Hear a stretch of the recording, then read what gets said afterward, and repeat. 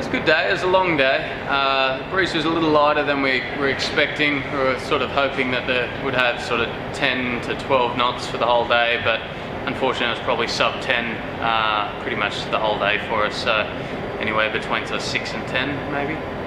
Would the newer, larger main have been a better choice for today, you think? It would have been, yeah. We decided to go with the smaller. When we first hit the water, we had sort of 15, 16 knots out there, and we went with the smaller one, main.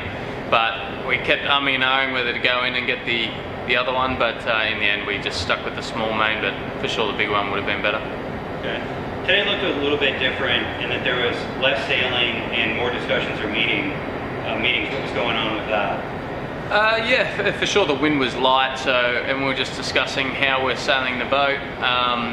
We were fixing a few little things on the boat at time, and but for sure we probably weren't sailing as much as the other days, but I'm not sure why that was. It was just spent more time discussing it and felt like we were kind of waiting for the wind to fill in, and so we were in no rush, and but the wind never really filled in. Okay. Were there any breakages today? We had a small issue, a hydraulic issue, but that sort of held us up for a few minutes, and then we're all clear. Okay. Who was trimming what on the boat today? Today I think main trim was done by Lucas Calabresi.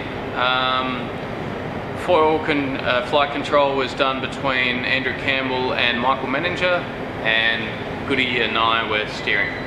Okay. Are there crew members that are cross-training to learn additional positions? Yeah, we do have sailors learning different roles. I guess you got Lucas Calabresi, Mike Menninger, Riley Gibbs. They're sort of learning a bit of everything, flight control, and also the main setup. Riley's also doing a bit of steering. Dan Morris has been doing a bit of main sheet sail trim. Yeah, so for sure we're trying to get everyone a bit well versed in everything. Okay. And a couple of the regulars were absent today. Was that part of cycling new people into those positions? Yeah, it's just cycling. We're sort of cycling people days on to days off. Same with the cyclists, and also with the sailors. Okay. What would you say is the hardest part of trying to acclimate yourself to this style of boat? The hardest part, I guess, is just learning, the crossovers, where the boat can do a foiling manoeuvre and where it can't. What angles the boat likes to sort of come out of manoeuvres at, accelerations. And for me, I guess learning how to take the boat off out of the water. It's a bit different to a catamaran. You don't have the same stability there, and just getting the balance right of sail trim and foil lift and how you get to your takeoff speed as quick as possible. Copy.